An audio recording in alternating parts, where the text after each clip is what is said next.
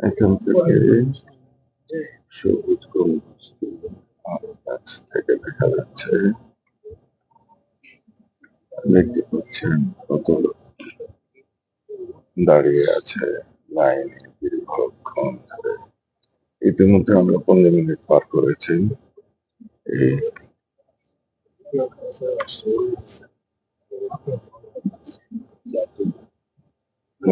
এটা আমাদের পার হয়েছে এই দীর্ঘ লাইনে। এখনো অনেক দূর বাকি আছে রোদের সামনে ঢোকার জন্য। এত এত মানুষ এখনো প্রচুর মানুষ আসছেন, প্রচুর মানুষ আসছেন দেখতে পাচ্ছেন।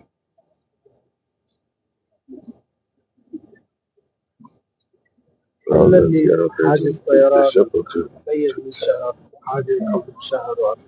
রওজার সামনে ঢোকার জন্য আমাদের সম্মুখভাগে আরো অনেক মানুষ আছে।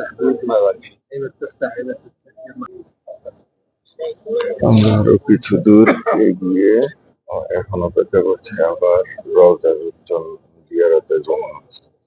এর মধ্যে দেখানোর চেষ্টা করছি মসজিদে নববীর চারপাশে এখানে একটি ছাতা দেখা যাচ্ছে বন্ধ, কয়েকটি ছাতা।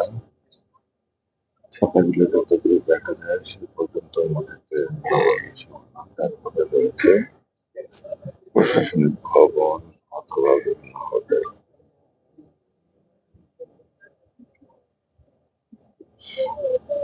মসজিদে নববী থেকে কেবলার দিকে এরিয়ার বাইরে অনেকগুলো উন্নত মানের পুণ্যার্থীদের থাকার জন্য উন্নত মানের হোটেল রয়েছে।